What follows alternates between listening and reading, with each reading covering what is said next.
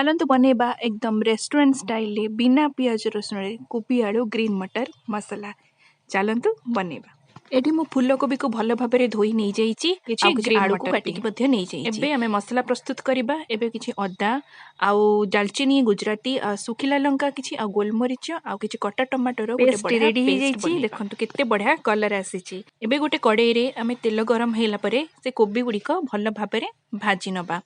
से कोबी रे आपण अल्प किछि लूण ऐड करने लूणटा ऐड कर देले कोबीटा टिके जल्दी सिझी जाए आउ तरकारी पड़ले कोबीटा एते अलणा लागेनी। एबे आमे आकु भल भाव में अल्प हल्का भाजी नबा।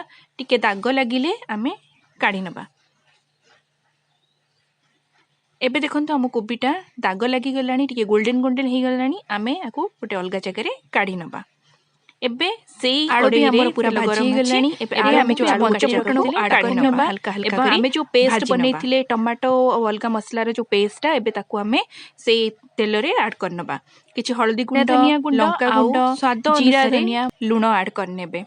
एबे मसला को हम भल भाव रे कसिदबा। भल बास्ना न आसीछि। मसलाटी आमर भल भाव में कषि हो गलानी तेल भी छाड़लानी। एबे जो कोबी आ आलू को आमे छाणिकी रखिथिले ताकू आमे ऐड करनबा। आ जो ग्रीन मटर को रखिथिले ताकू भी आमे ऐड करनबा।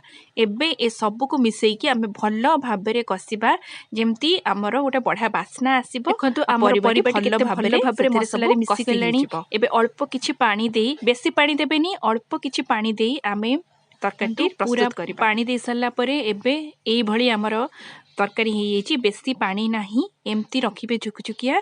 देखंतु गरम मसला ऐड करनबा किछि कटा धनिया पत्र को ऐड करनेबे। बस एबे आमर कोबी आलू मटर रो मसला बिना पियाज रसुण प्रस्तुत रेसिपीटी